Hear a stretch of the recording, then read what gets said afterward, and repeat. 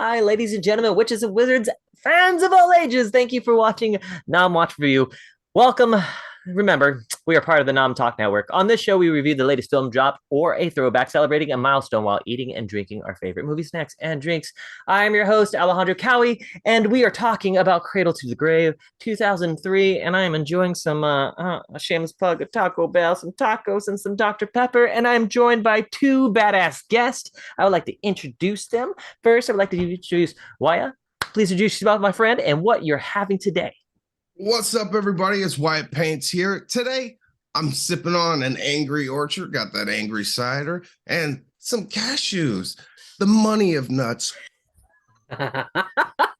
Nom, nom, nom. I love it. I love it. Mikey, returning the myth, the legend. I appreciate you, my friend. Please introduce yourself. No problem. Hey, it's Mikey here. I've got some fries, some old fries, and some iced tea. So we're gonna deal with it tonight, I guess. Excellent. Yeah, I have to tell you, man, like tea and fries are the only thing that I can have over and over again, no matter whether they're hot or cold. So love it. Oh, these are stone cold. I'm like, okay. Well, I'll eat this. God. Brings back high school. Well, you know, I was gonna. I gotcha. I like the energy. A lot of positivity. All right, Yeah. Fantastic. Cold fries was the pinnacle of cuisine in high school, man. It's true. Dude, cold fries and pizza. Oh my god. Hey, Right? even cold Taco Bell. Shout out. You can Put eat those cold things. fries on a burger. Yeah. Hey, a little delicatessen there. I love it. Mhm. Love it. Oh man, let's get started here. So we're gonna talk about Cradle to the Grave. Now, this came out in 2003. I will say like 2004, about a year before I graduated. I'm gonna date myself here. Excuse me, guys. That being said, I have to go ahead and start off. I want to go ahead and start with you, Mikey, at first, and talk about if you can, if you remember where you were when this film first came out, or when you actually were when you first saw this film, and your initial feelings on it. It's tough to say. I can't remember exactly where. I mean, I was in the Bay Area. Yeah, okay. I remember seeing this in theaters with a bunch of my friends. We're huge Jet Li fans. Also big DMX fans. So I mean, Heck yeah.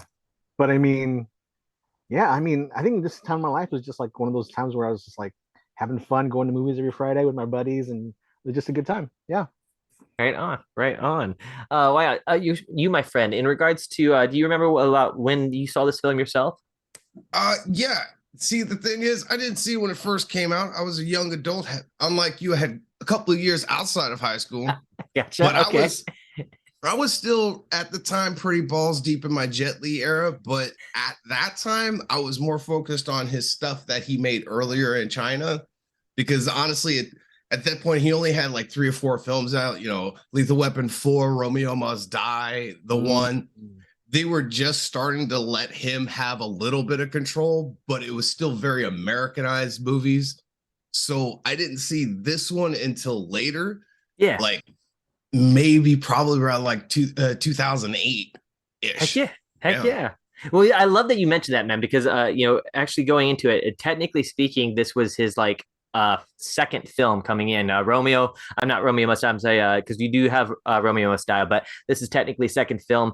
You had Lethal Weapon, you mentioned before, was like his major debut, and it was just, oh my god, I just the persona of him. You see this guy on screen and is just amazing, which would later made me a little more obsessive about him in the film The One, which I loved for a while now. But anyway, neither here or there. Let's go ahead and start off the beginning of the film. So you had a classic heist style film. We're looking at DMX, got an introduction coming in with the jewelry diamond exchange coming in with, oh my God, I have to say this right now. For some odd reason, the entry soundtrack for me with Eminem going on right there, I was into it. Like, that brought a lot of high school years, a little high school years after a while.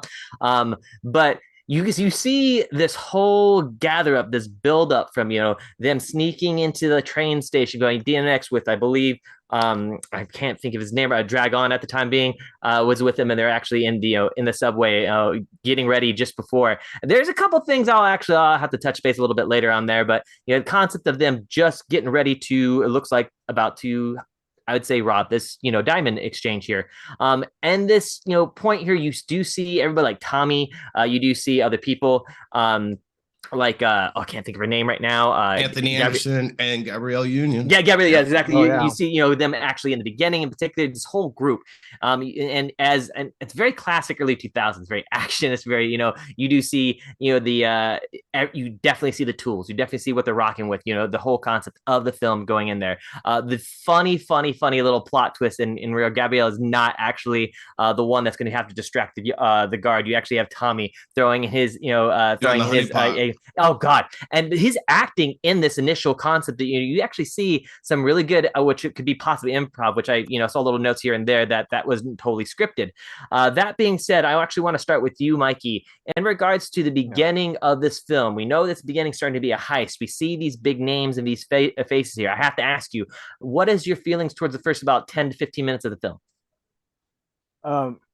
When I rewatched it again, Uh-huh. I was just going back to like, wow, this is like textbook heist type stuff. I'm like, oh, this is like before Ocean's 11. This is kind of cool.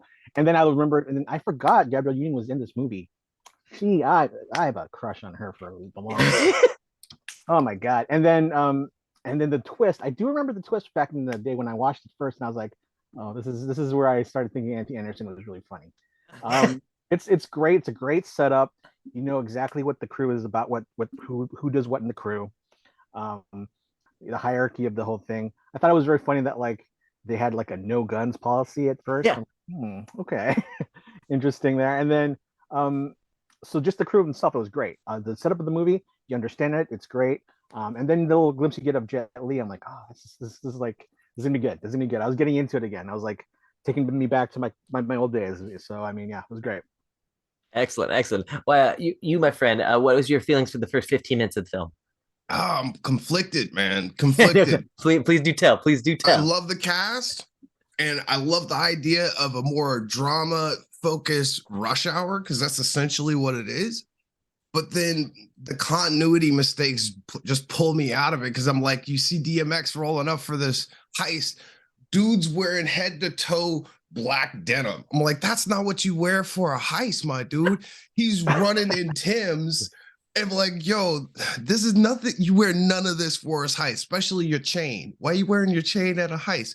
Also, how come the vault has access from the subway through like not even 8th soil? I mean, like it's just right there. Just here's an X already on it. Just cut right here. We're in the vault. That's the worst vault ever. Then I'm like, yo, you got Jet Li in this movie, and nobody on his fight crew was like, yo, maybe DMX shouldn't be wearing Timberlands trying to kick people all day, because I have a problem with this, because like, yo, you got Jet Li in the movie. DMX shouldn't be fighting anybody. Jet Li should do all the fightings. DMX is there for his attitude and street cred. That's the American side, and then you have the Asian side, because that was the whole dichotomy that you were bringing them together, and then it's like, no, DMX shouldn't be fighting. Yep. 100%. It's funny that you bring it up, because I wasn't going to bring it up till a little later. But all right, you're right. So you're looking at a situation where we have there in the subway, right? So him and Dragon are actually running down the subway. Both of them have pants dragging past their Timberlands and wondering why they're tripping in the first place. Let alone, here's my problem. Not only are they running in the subway, the train's falling really fast behind. Lights going on, they're running, right? You see the camera on the ledge of the area that they can hop on at any time and watch that train go by and then hop back on to do it. No, they sprint all the way over to this damn door and risk getting their asses slammed by the train to like pop the lock and get in. They weren't even in risk. That's literally a walkway that all of the service people use so that they walk down the tunnel and the train won't hit them. But he like pulls them in. Don't say Hollywood secrets. Bro. Yeah, but this is he just wanted to look cool when he was doing it. He just wanted to look the cool dodge of the train. That's what I wanted to do. Yeah, but this is an Independence Day, and he's not a golden retriever that I want to see make it. Okay? This is the first 5 minutes of the movie. There is no stakes. No, yeah, and I'm trying to think about this, and in this initial, when I first saw the film, I was hyped about the introduction. The lights, the sound, the soundtrack had me hyped. You had, R&B artists that were well known up in front of you, shiny lights. I mean, oh my God, Gabrielle's gorgeous. I mean, you had it was fantastic. You know, at that time, what I would call late 90s, early 2000s acting, they were the shit. My only issue per se with some of the acting was not really necessarily DMX's fault, but DMX is DMX. So he's going to be how he delivers a line is just how he delivers a line, and he's trying to be himself. You hired DMX to be DMX. Yeah. DMX was, you know, Anthony Fate. You know, that's who it was. I mean, at the time being, you really can't get upset at that per se. So if there are some little debacles here that I'm about to point out at the film, it's not to actually necessarily chew the film out per se, but just to show some things that we can now chuckle out. But just a side note, I want to go ahead and look into the comments here. Over here, we have Q over here. Q Balls, how was your day, sister? Making his reference to producer Steph. He is mentioning too that he's having some tater tot casserole. Oh my God, that sounds delicious. What's up, Q? Good to see you, my friend. He says, my popcorn rating is 5 out of 5. This movie is a good movie, and it was a great action film. And I was like, DMX in this? I watched it, and I think he was good, but Jet Li was better because his martial arts skills made DMX and the movie look good. The action scenes were the shit. I'm sorry, DMX is mediocre actor when he started acting. It's all good. What's going on, Q? And that's the thing. You pick it up that DMX is mediocre, but you still sipping for this movie, giving it 5 out of 5. Come on, you got to drop that at least half. But here's the thing, Q. I have to tell you, your 5 out of 5 is how I was feeling initially when I first saw the film. For me, when I initially came out here, like I said, initially was the lights, the sound. At the time being, I thought the technology was the shit. I mean, he even took a little digital camera at that time and followed the camera around. He took his little plastic pop lock thing. How big was that camera? Like, that's ridiculous. Oh my God, that camera looked Canon like, placement. Dude, that camera looked like more like 2001 for 2004. That is. But I mean, wow. At that time being, that was the shit. And I will say there are some things that will clarify that we're like, wait a minute, why couldn't you do this? But you got to realize that Motorola dial phone text messaging was kind of new back then still. So AIM was the shit. I used to like hit up my friends on AO Instant Messenger writing emo messages. So technically you couldn't tell them about the plutonium diamonds that happened to be trying to be found by the Taiwan police. Don't get me started. So that being said, so now that being said, our little jokes here and there in regards to some of the jokes in there. But let's go ahead and say here at this part of the film, we know they are on a diamond heist at this diamond exchange. We get at the point why you mentioned before this sewage area that is connected to the back end of the diamond exchange, which I'm trying to figure out how they eventually got under through the sewage pipe and actually went in using a high-tech torch system and went through the floor. Now, once they got through the floor, you see they're like getting everything, right? But evidently, the one thing that shows movie magic is the black diamonds, right? Yeah, exactly. MacGuffins. So we see this going on, and then we're introduced to Jet Li, the man himself. Kind of at the point it's kind of going back and forth between scenes between the diamond exchange and actually Jet Li doing some amazing freaking parkour down this freaking apartment complex, going to a person which I'm going to introduce now as the high tech. To me, he looked like a, what's the term? Oh God, I'm gonna Napoleon Dynamite. He looked like Napoleon Dynamite with a very like lavish shoot, and I can't get it out of my head now. So at this point, we got Jet Li kicking this guy in the face multiple times. The guy's like thinks he can take him on, doesn't take the hint the first couple kicks, and then he's getting his ass kicked. No one ever does in Jet Li's introduction. Jackie Chan, they always assume I got this guy. I know, right? And then he shows up in your room and then like, come on. I know, it's like he just shows up and like you're in the like high up there in the building and like, oh, I can fight him. Sure. He showed up. Exactly. Never mind that he dropped. I mean, the fact that he dropped one story should already tell you he had so much like power in general. Oh, hold on. Side note here. I have to talk to Q Ball here because he made a reference. He says, "Hold up, I'm just saying DMX is a better rapper than an actor. He wasn't used to type a dialogue to a script, but other films he got more better." No, I get what you're saying there, Q. By all means, he was definitely brought in for meeting what he needed to do. And honestly, if a lot of people back then like.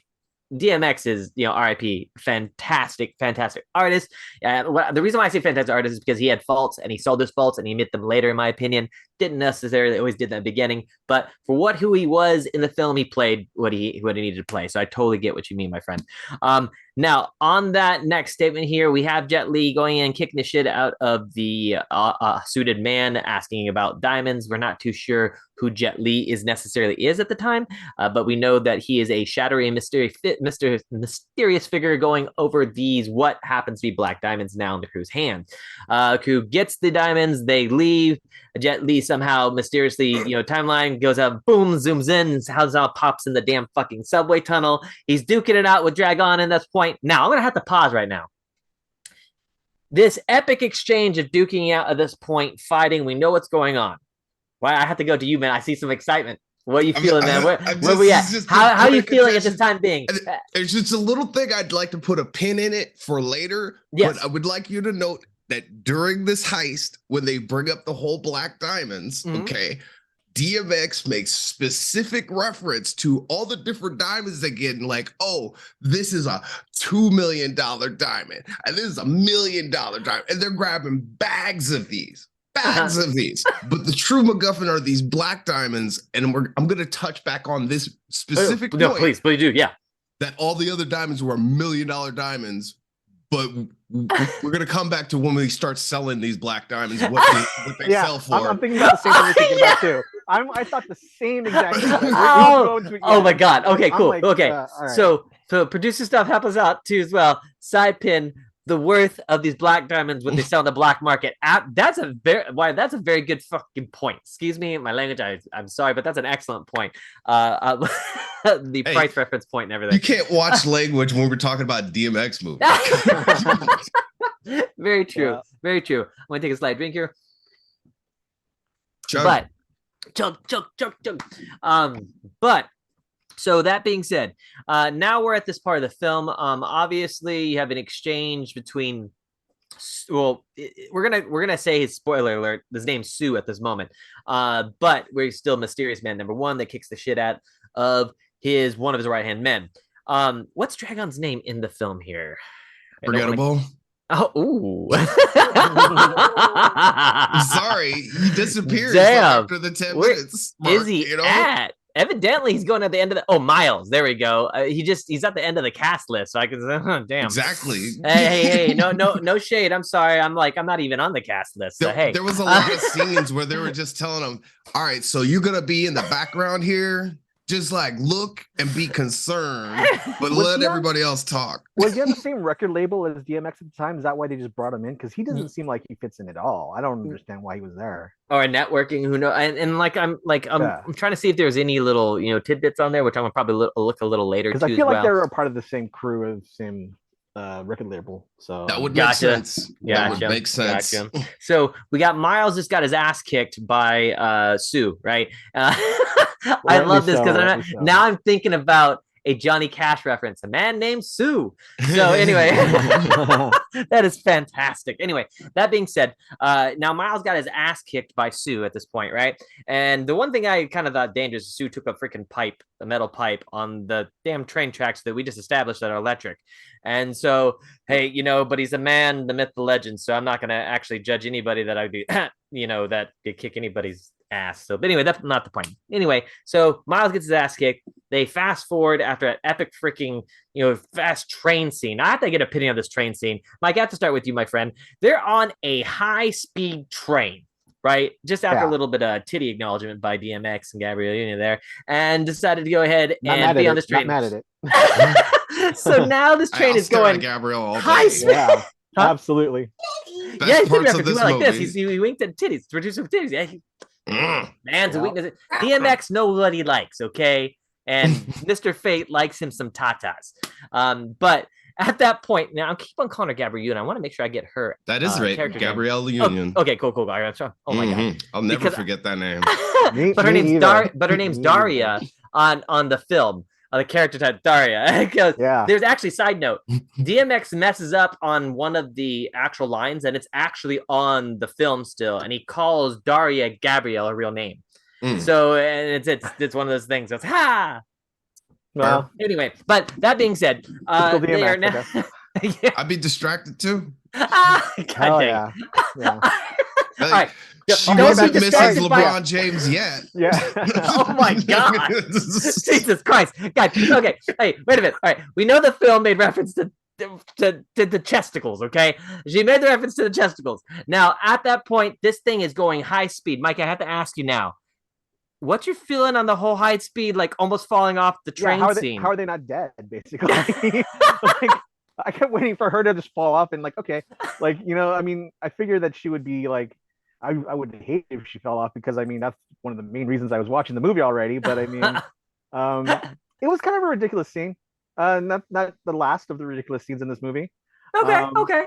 I did notice. I guess it was the main thing we got out of that was that they also dropped another bag of diamonds because she dropped one of the bags there. So that the only thing they had left were the black diamonds. That's right. So that was the only thing they had from that heist, and that's why they're so mad later on. It was that entire train scene was kind of pointless, kind of like a whole like well, Speed did it. Let's do it. I had a big problem with it because nobody knew that they took that route to escape. So they could have went back to that train tunnel and picked up the bag of diamonds, a place that they scouted out quite well for the heist itself. Be like, we took I was wondering the same line. Thing. We can just go back and grab that bag. See, I was saying the same thing. If they got that, like you said, if they got that enough, information or scoped it enough to go ahead and find out how to get in there, you'd think they'd have like an alternative route to get there. That's a very good point. Miles was still in the tunnel. He could have just backtracked. I don't know, but yeah, that's true. I mean, he was kind of nervous though because he did say he got his ass kicked by a dude, and he was like, "Can we rethink the no guns policy?" Yeah, he got jet lead. So just to let you guys know, I'd like to take your guys' drinks. Cue ball, thank you, my friend. Redeem some points to hydrate. Hydrate, don't dehydrate.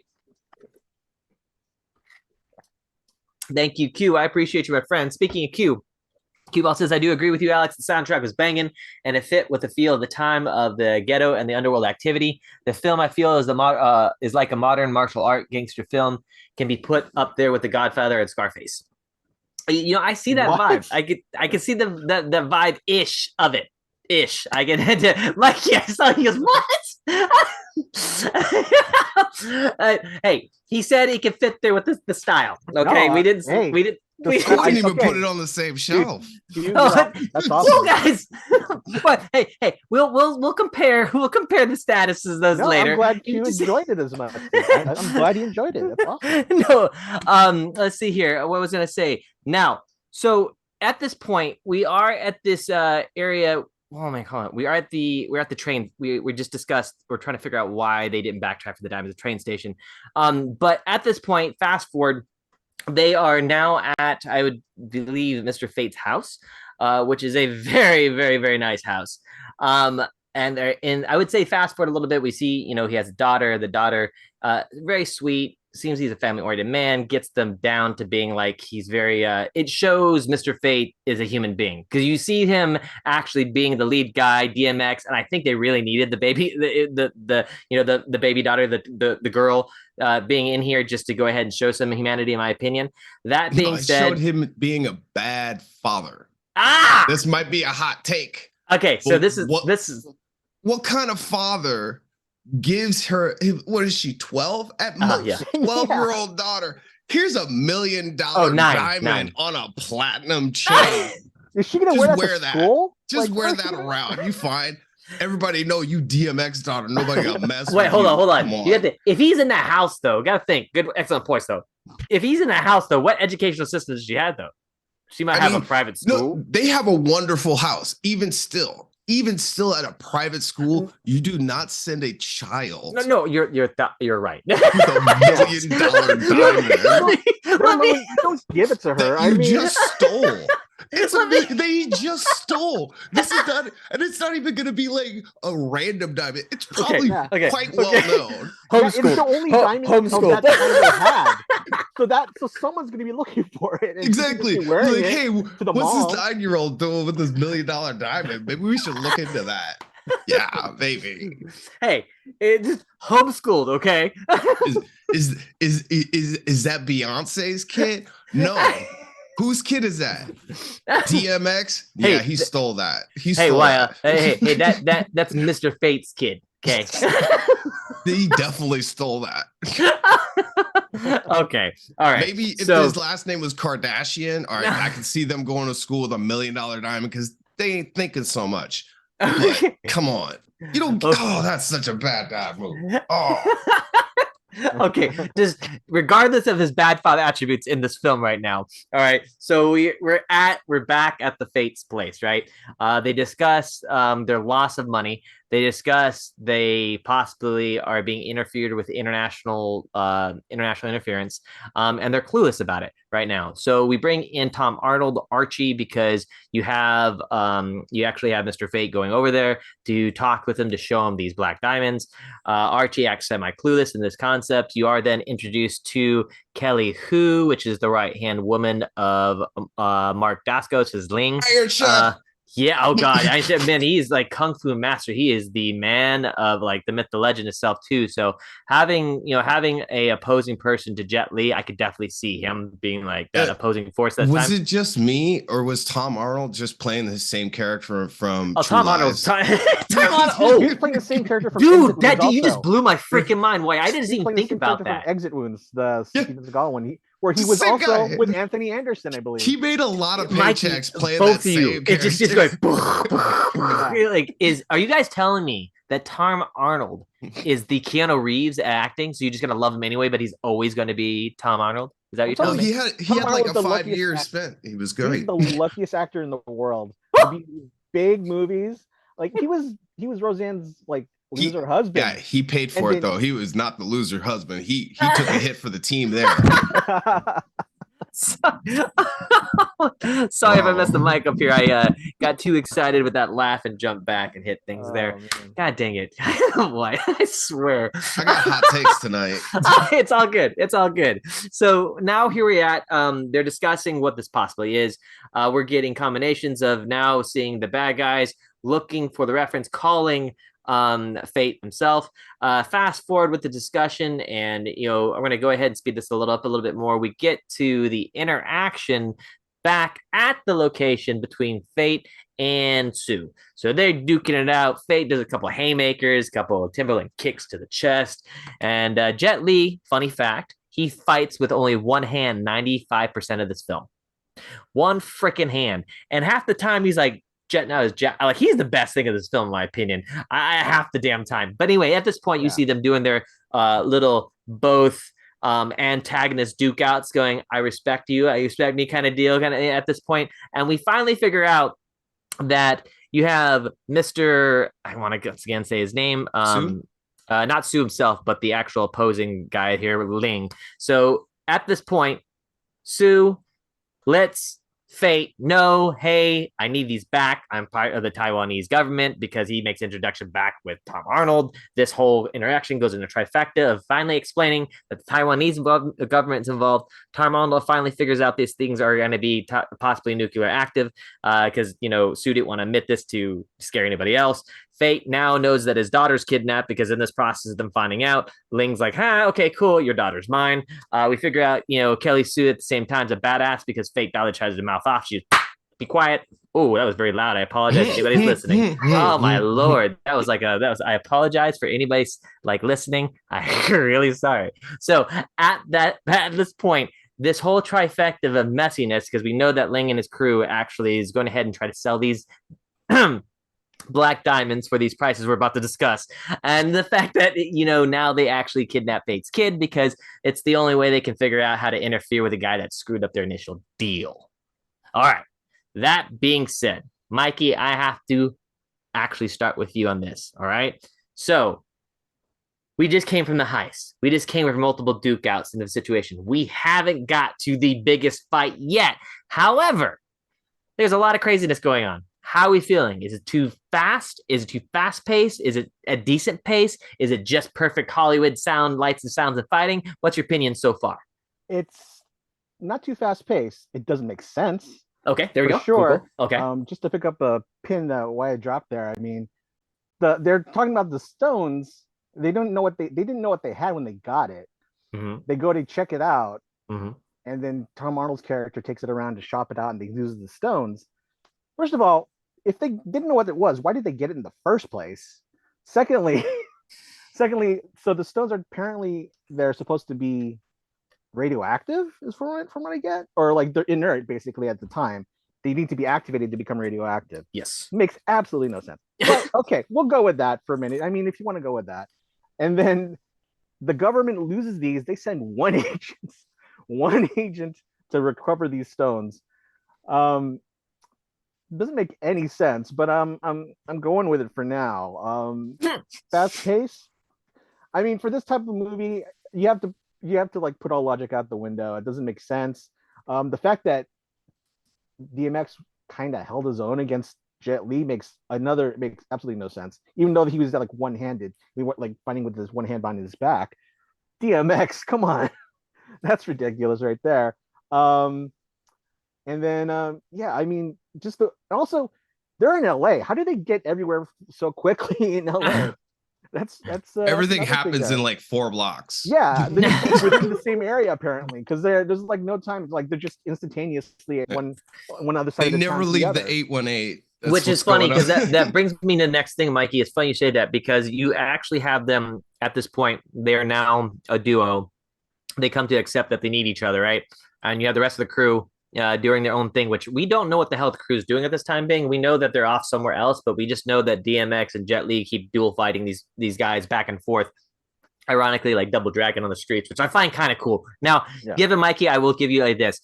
I do agree that technically the way they had DMX fighting, it shouldn't have matched the way that Jet Li was fighting. But I do agree they were trying to go up the whole concept of like the classic American style street brawl, but it just wasn't coming off that way. Mm-hmm. And I totally get that as well. That being said, you have them going back and forth. Tom, Mike, you mentioned before, they go ahead and finally figure out what these things are. Sue pretty much knows what these things are the whole time and finally acknowledges, okay, cool, that's what these are. At that time, before this acknowledgement, I have to talk before we go into this, pricing war and so forth for the stones, or what you're going to call the actual MacGuffins. Yeah, thank you.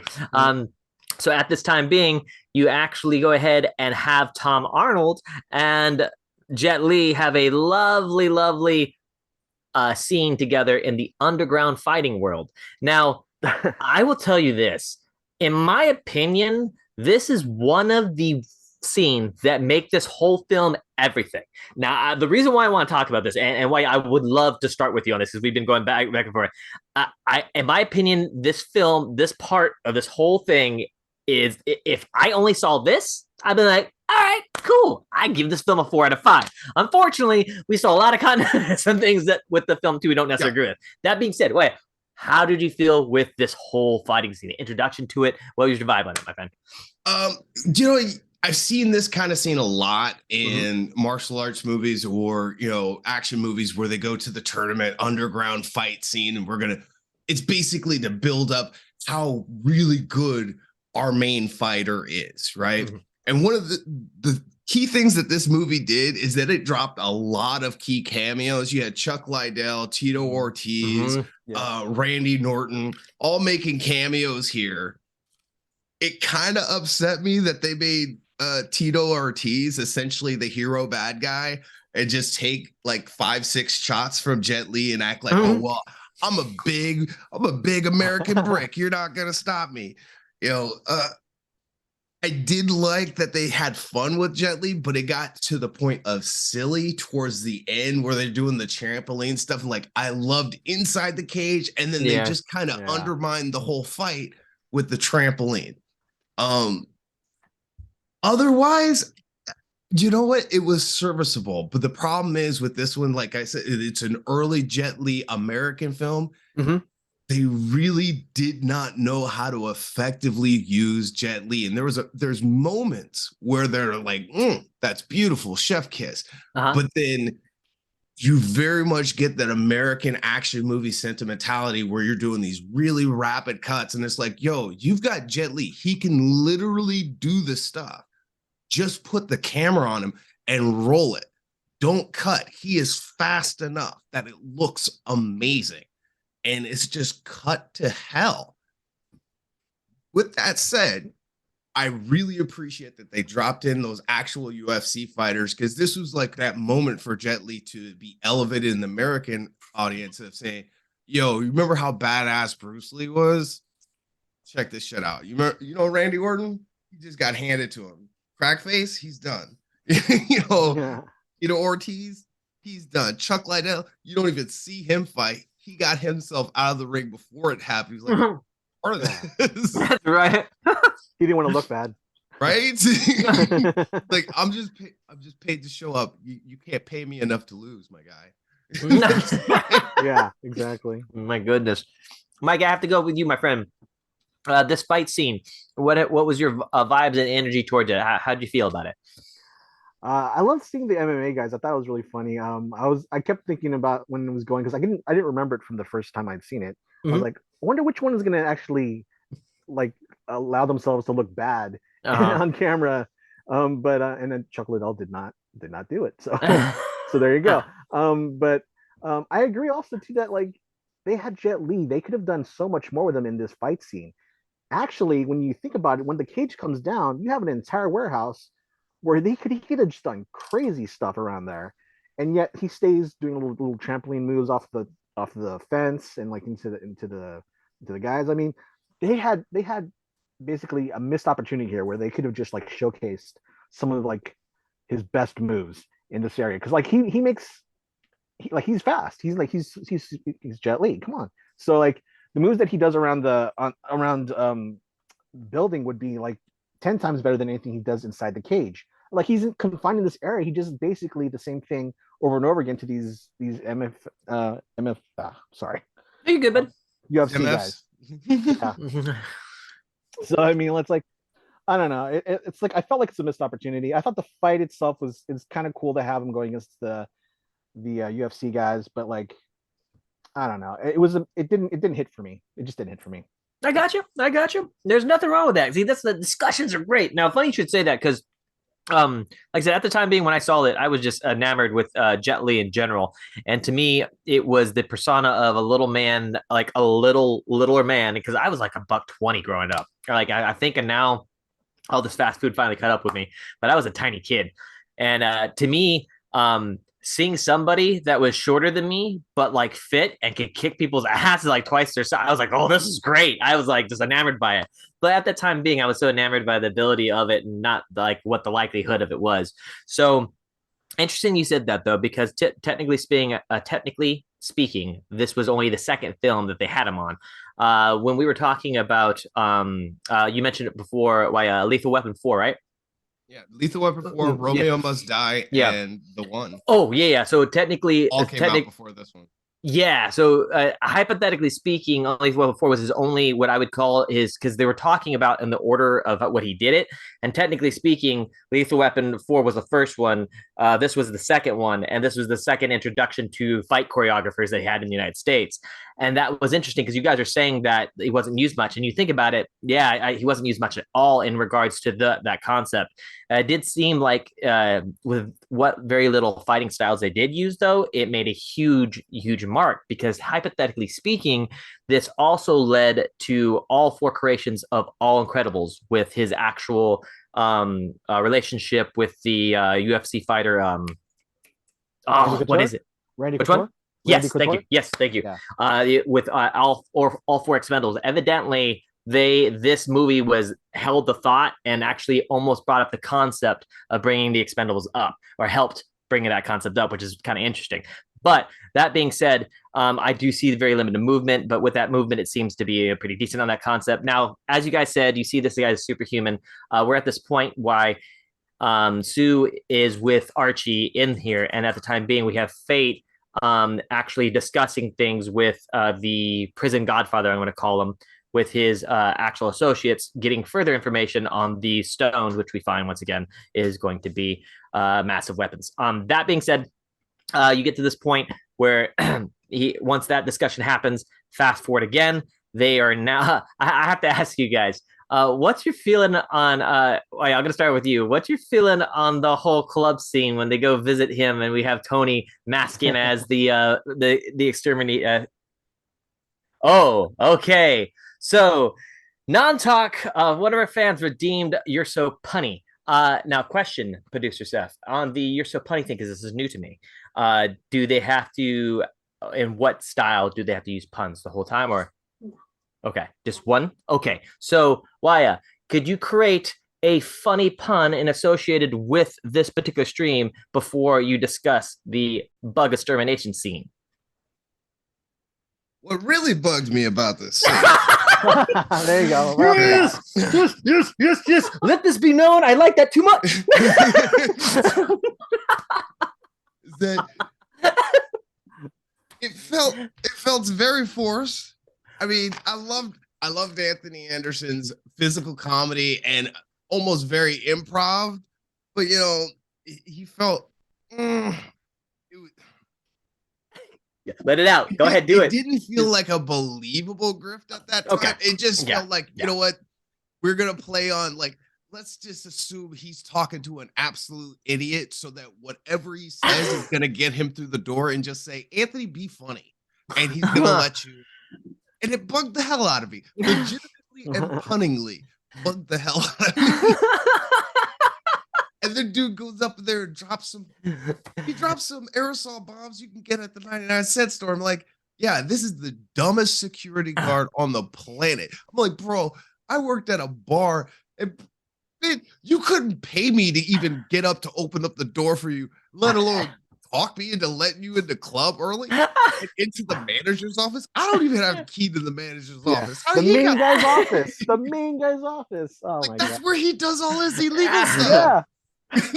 So you're telling me the bug heist extermination wasn't believable? Yes. I mean, the Gabrielle Union striptease was nice. I knew. I had to wait. I had to ask. If that was seen. She whored in there and was That was that was for me. That was okay. That was So interesting thing about that is I'm gonna have to say the producers were kind of dicks on this portion because they sprung that scene on her last minute. That wasn't in the original script, and they sprung that scene on her I think it was like the day of. But I don't know if she's still a devout Catholic, but at the time being, she was a devout Catholic. And after she did that scene, she immediately went to confession. Oh. She doesn't seem like she was having a good time. No. Yeah. So honestly, I like the way they worded it. It sounded humorous, but I hope, and if it wasn't humorous, I do not mean to laugh at your shitty situation. But that being said, we're gonna go ahead past the extermination scene, and it wasn't believable. We're going on to the point where we're gonna discuss here at Mikey. I want to start with you, my friend. Yeah. We now understand who Sue is, where he comes from, Taiwanese government. The Handle crew understands that Fate's daughter's kidnapped. They don't know where she's at. She's made some random calls by snatching a phone, making a call. The only thing I disagree with her almost escaping in one of the scenes is when she drives the freaking van and somehow hits like water barrels and doesn't try more. Like for some odd reason, I would have ripped the van the other way if you're going to think it, and it just accelerated and kept going. But that's neither here or there. So we'll talk about this more still. So once again, you do have that crazy van scene. She gets a call. So the family then once again knows that she's somewhere with vague explanation of laser light show of the nuclear thing that they now assume is going to be the weapon that they're about to auction off. So they're trying to figure out what this place is, right? On that classic Motorola phone. At the same time, everybody's going, trying to gather up where everybody's going. Fast forward, here we are. Let's go to the fact that they're selling the stones. All right, we already see the hateful interactions between the argument between the crew together. We already see that the crew's willing to bitch slap a little kid if she doesn't go ahead and find the way. So right now, these people mean business, right? So that being said, hold on, I have to say this because no.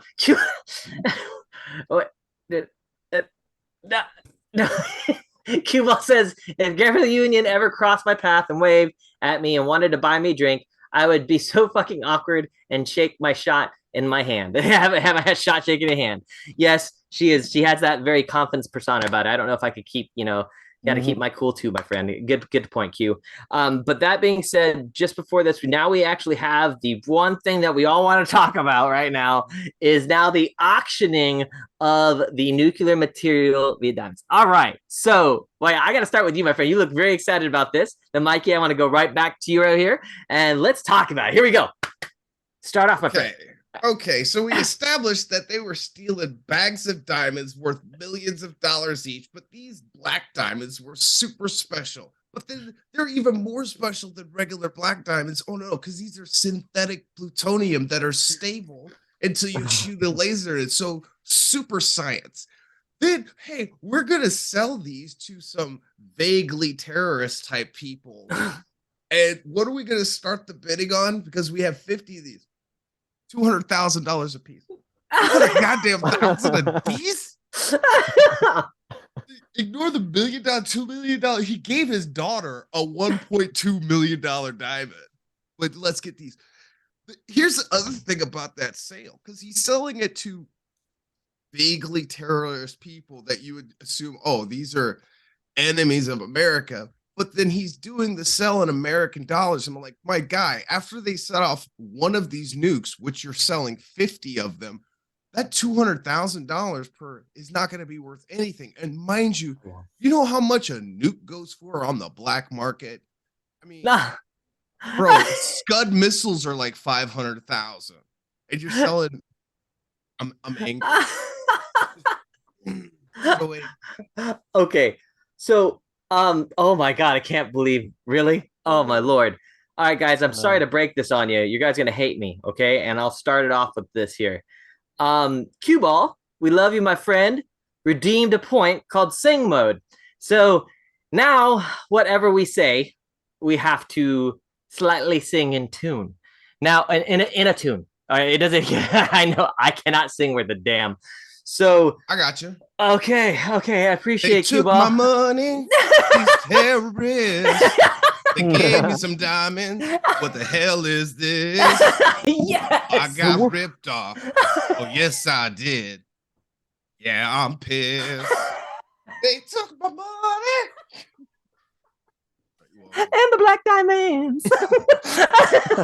Oh my gosh. Dang it, Q. I think he just did it for all of us. I'm on the spot here. We got to do this in 5 minutes. So oh my lord. So, oh my gosh. All right. Thanks for taking the hit on that one. I'm trying to think what I'm talking about now. I have to think what I'm about to talk about next. I don't even know. I have to sing this now. I'm on the spot. I have to sing I'm singing a song. I don't know what I'm doing. All right. So the next thing we're going to talk about is going to be the auctioneer. I'm being stared at. I have to sing continuously about the auctioneer thing. So the next thing in which they did the black diamonds, I don't know. How could this? Okay, Mikey, I gotta have to throw you under the bus, buddy. I'm sorry for a brief 30 seconds, my friend. Brief 30 seconds, Mikey, help me out here. What is your opinion on the auctioneer scene? They had the most carbon copy villains in the world. They had had typical comic book mustache twirling villains in the world. Basically, they had the worst villains in the world. Basically, they had some suits, some ties, and some MP5s. I got you. There you go. Thanks for finishing that off. Vaguely foreign people. Stereotypical bad guys. It was ridiculous. Like, what? Come on, with the money they were offering, and at one point when they were like breaking down the auction and they're like going up to Kelly Hu and like grabbing her by the arm, like, no, 1 million over here, no, 2 million over here, and they're like grabbing her by the arm. She stopped the kid. Why didn't she kick them in the face at that point? That whole auction scene was just the most ridiculous thing I've ever seen. No, I gotcha. It was pretty bad. And then the whole setup for that was basically them getting ready to rescue the daughter. Yes. So apparently, Miles is an expert sniper. Yeah. Apparently, they can drive a tank all the way to the airport without anyone noticing. Let's not forget the connected rooftops that you can just race across with. The greatest. Pause. Cue Ball for a thankful thing. It wants to redeem hydrate. Thank you, Cue Ball. I appreciate you, my friend. Thanks. Just for you, Q, I'm going to alter a slight song. Just go ahead, since I messed up. It was really lacking. I'm going to alter a song for you. It's going to be on top of a heist, all covered with blood. The terrorist stole my 45 slug. I went to his funeral. I went to his grave. Everyone threw flowers. I threw a grenade. Yay! There you go. My rendition. I butchered it, but I'm sorry. I'm sorry, Q. Thank you for being amazing and make us do these things. I'll remember you, sir. That being said, Mikey and why you guys were mentioning it. It's the classic. You got your classic villains there.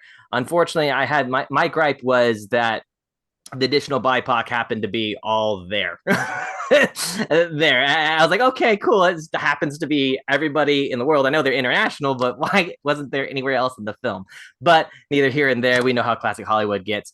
But with that scene, I do totally agree with you. The tank coming in out of the middle of nowhere. I will say it was kind of cool to have Tommy on the side with the M240 machine gun duking it out with the armored APC or with the M1 tank.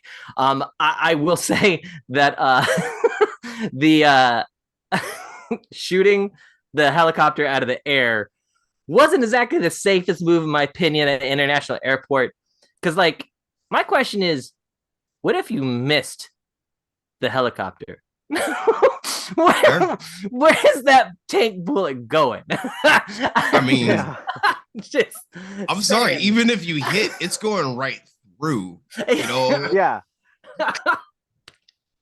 I will say that the whole mystical sniper situation. But hey, now I will say though, given the scene between Ling and you actually have Sue duking out, I will say that has to be one of the most gruesome deaths that stay with me to this day. The fact that Sue was just cold-blooded and he was like, hey, by the way, caca, in your mouth, swallow this, nuclear thing. And not only that, sorry, producer's actually kill me as I clap right in the camera. I apologize to anybody listening. Again, I apologize, but all of a sudden his neck splits open from the heat and just bakes from the inside out like a ridiculous thing of jerky. And Sue doesn't blink one eye. He just looks at him like he's just watching a grill. And I'm just like, damn, dude. That's intense. Yeah. I like cuisine. Yeah, I'm just saying a kid. Secret ingredients, my dude. He's the chairman of Kitchen Stadium, so I mean, there you go. All right. So being the fact that we understand the Taiwanese government's involved in this, you got the Stones back, the FBI, CIA, everybody's involved somehow mystically comes to this one airport and is there after everybody and all the bad guys blow up and die. Now, my question is this. Towards the end of the film, Mikey, how are we feeling right now? Are you still vibing with the initial popcorn bucket? You have a 3.5. If you want to do it lower, what do you think about it? The more I talk about it, the more I want to lower my score. Okay, that's okay. Question: What down to a 2? What is it 2? Okay, that's okay. That's okay. It's 2. Now I have a question. What ultimately what's your let's say about a minute or so? What is your main reasonings? The initial viewing of it, I was like, it was just more like nostalgia. I was like, oh man, gotcha. I really remember this. I remember like liking these scenes, the ATV racing on the rooftops. I'm like, oh yeah, ridiculous, but I remember this. And then I started thinking about it more especially after we were all talking here. I'm like, wow, this is really a bad movie. I didn't realize how bad of a movie it was. And nostalgia aside, if I had watched it now, I think I'd probably feel ripped off. I mean, here's the thing: like, you go to the movie, if you're a Jet Li fan, you go to see Jet Li action. You don't really get that much. You don't get enough of it. If you're a DMX fan, you don't get. I mean, he plays second fiddle to Jet Li the whole time, basically, and he doesn't. I don't really buy his arc, and the supporting characters in there. I mean, I think they're wasted. Mark Dacascos is like, he's a good martial artist. But there's no he's not really an epic fight scene. Yeah, no good epic fight scenes. Yeah. Kelly Hu's in there, she's great, she's beautiful, but like doesn't do much. Gabrielle Union, of course, is in there. I mean, she had some good scenes. Gotcha. But I mean, overall, it was just like, now that I look at it overall as a whole, not that great of a movie. That's okay. Hey, it's all good. We definitely discussed this. So go down to about 2 point. You said a 2? I go down to a 2. 2. Yeah. Gotcha. No problem. What's your opinions about the film we're at now? We still rocking the 3 out of 5? If not, going lower, and why? Oh, we're staying at a 3 out of 5. Okay. I had some of the similar feelings for you. Yeah, it is a bad movie, but one thing to keep in mind is that this movie is not trying to be a good movie.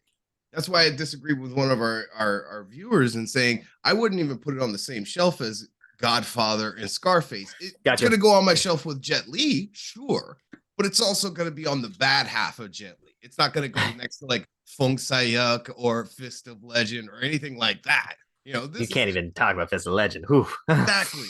So, yes, it's a bad movie, but it's really not trying to be a good movie. I think a lot of the people involved in this movie were going, you know what? People are going to come because they either want to see Jet Li or they want to see DMX. We're going to put a really good soundtrack in this. It was competently made. It has plenty of decent or good actors in it. And, the plot falls through, but 80% of movies that came out between 1995 and 2005 have that problem. Okay, I respect that. It's not Carlito's way, but no, man, not even part 2 either. We won't even mention that's in the same cow, but I got you. No, see, and that I love that both you, because this brings up some things over here that before I end this portion here. But you guys are totally right. So initial financing for this film actually cost around close to 25 mil.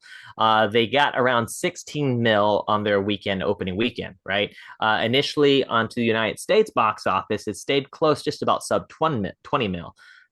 International sales, it hit 52 mil. So in the end, the DVD sales and aftermarket sales is what really brought it up in that essence. For that very reason, a lot of people's theories were the fact that this was Jet Li's one of his introduction films, like we mentioned many times before, and a lot of people that be at big names such as DMX, Gabrielle Union. You're looking at things such as Tom Arnold.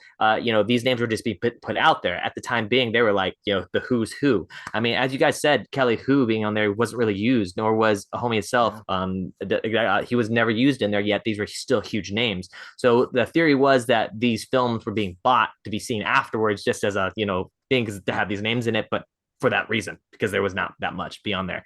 But the same thing, I'm going to be honest with you. This is the first time I'm probably going to go ahead and change my rating initially out of the many Nom Talk ones I've done. I'm only going to do it a 0.5, so it's not an epically downward spiral. Initially, it still holds the same initial nostalgia for me, just about who the actors are. Obviously, I didn't do it for the acting. When I saw it, was more of a high school thing relating to who's the who at the time being, and Jet Li was the shit when I first saw him, and I just thought he was amazing. That being said, you both are correct. They underused a lot of the actors they had, and they overused some of the angle shots and some old school things such as traditional 2000 films did. But that being said, I still hold it in the middle somewhere, something I'd buy on a film roster just to have it for DVD or just like Blu-ray, something like that. But I wouldn't necessarily suggest it unless you're just, chilling, vibing. But that being said, before we go, I want both you guys, if you can, please let our audience know where they can find you on your socials. Mikey, we'll start for you, my friend. Where can we reach you? Gripsy47 on Instagram and basically all socials. And also on YouTube, you can find me at 3 of AK.